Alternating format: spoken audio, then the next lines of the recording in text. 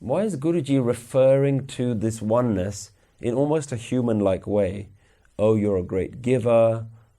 You provide without asking for anything in return. Because within Guruji talking about the giver in that way, there's a message about how we give. How do we act? We all have the capacity to give.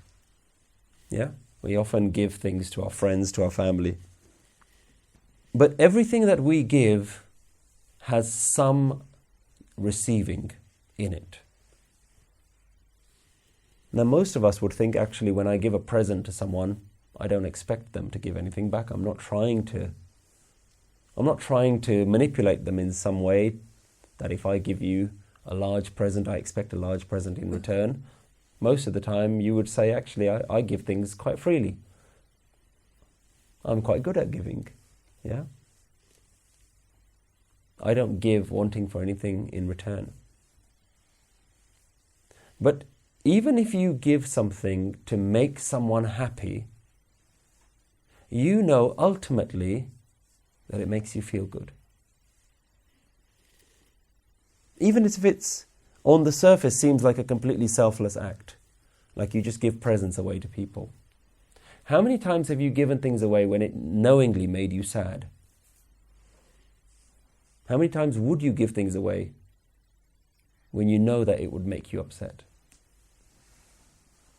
Now you tell me how many times you've given things away without any need for self-reward. There's always a small reward in there somewhere. Completely selfless would say, you want my car, take it. I need it, but you take it. You want my house, take it. You want my family, take it. Now look at Guru Gobind Singh Ji. Now look at Guru Arjan Dev Ji. Now look at Guru Tegh Bahadur Ji. They said, you want my head, take it. Til na tamai. Not even a shred of self-reward. So, even in our giving, there is a receiving. And even if we feel like we've been giving all our life and we've been expecting nothing in return, there's a small ego even in that. This is why the word til is used. A very tiny fraction remains within us. But there is this oneness that gives which doesn't even have that fraction. So this oneness is giving all the time and it holds nothing back. It's continuously just giving. And it needs nothing from you. There's nothing you can do to please it. It's gifted the whole world to you. And it's gifted you to the world. The world is a gift to you, but you are also a gift to the world. The very reason that you've been created was for you to be a giver, for you to give to the world. Even if you're not doing anything, your very presence here is giving something to someone.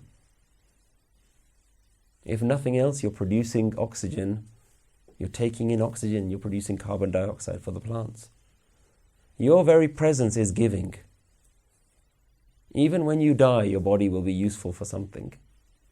It'll decompose back into the ground. Somebody will use it. The system of giving is just a shift in our perception. Everything comes down to perception ultimately. Everything is a way of looking at the world. The religious folk have a way of looking at the world. It's not the truth. It's just a way of looking at the world. The atheists don't have the truth either. They just have another way of looking at the world. And grace is another way of looking at the world. But what a beautiful way it is. Every moment is a grace.